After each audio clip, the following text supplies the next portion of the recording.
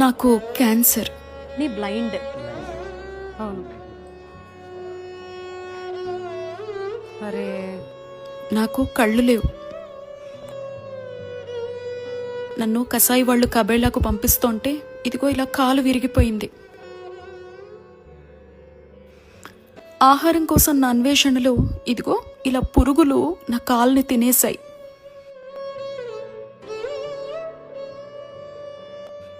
మాకమ్మ లేదు.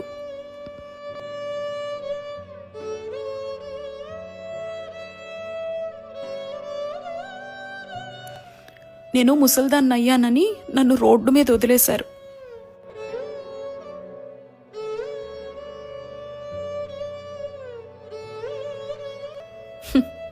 మా కథలు చెప్పినా చూసినా మీరు చాలా బాధపడతారు పిల్లలు.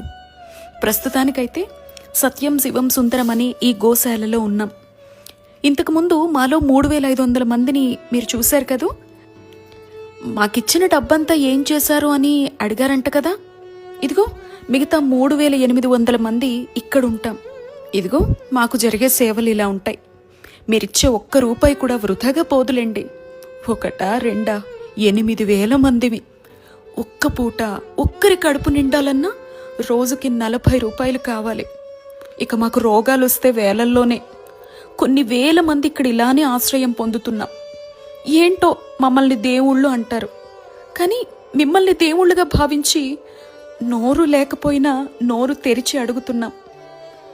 ఆకలి, మా అందరికీ బాగా ఆకలిగా ఉంది. ప్రత్యక్ష దైవమని సకల దేవతా స్వరూపమని మమ్మల్ని ఏం చూడొద్దు. మీరు ఒక్క రూపాయి మీ కష్టార్జితంలో ఇవ్వండి ప్లీజ్. మీ స్నేహితుల్ని ఇవ్వమని చెప్పండి చాలు. అలా మనసున్న మీరంతా ముందుకొస్తే మా 8000 మంది రోజుకొక్కసారి కడుపు నిండా తింటాం. మమ్మల్ని 30 ఏళ్లకు పైగా చూస్తున్న సత్యం శివం సుందరం సేవకులు అలసిపోయారు. వాళ్ళకి వయస్సు మీద పడింది. పాపం ఎంతని చేస్తారు చెప్పండి ఎవరైనా. మేం చెప్పాం, మా తిండి మేమే అడుగుతాం, మీరు బాధపడొద్దు, ఇప్పటికే మా కోసం మీ జీవితాన్నే ధారపోశారు అని. మీరంతా ఉన్నారు కదా పిల్లలు.